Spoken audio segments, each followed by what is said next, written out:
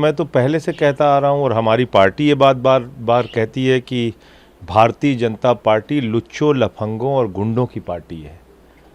तो गुंडागर्दी कर रहे हैं लोग। सदन के अंदर जिस प्रकार की भाषा का प्रयोग रमेश बिधूड़ी के द्वारा किया गया, ये तो एक माफिया गुंडे की भाषा है।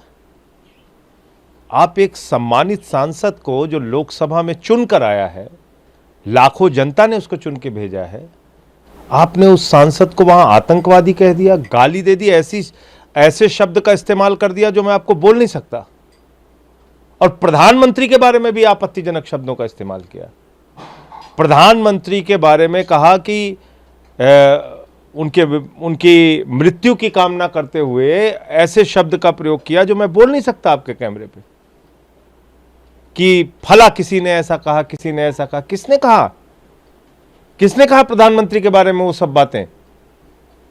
तो इसलिए दानिश अली का जो जिस प्रकार से अपमान सदन के अंदर किया गया है, वो इस देश के जो तमाम विपक्ष के सांसद हैं जो सरकार के खिलाफ आवाज उठाते रहते हैं, उन सब का अपमान है।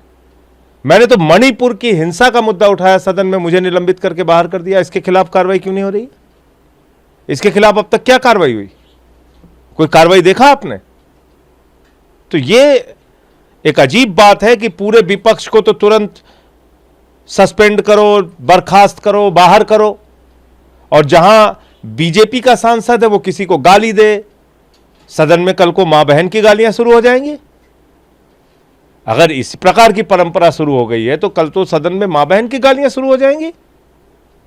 दानिश अली को जिस तरीके से उग्रवादी, मुल्ला, आतंकवादी और एक शब्द गाली का ऐसा बोला गया जो मैं कैमरे पे नहीं बोल सकता, यह क्या भाषा है?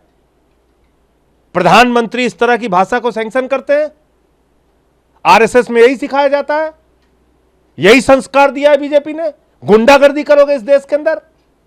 हम लोग संसद में जाना छोड़ दें?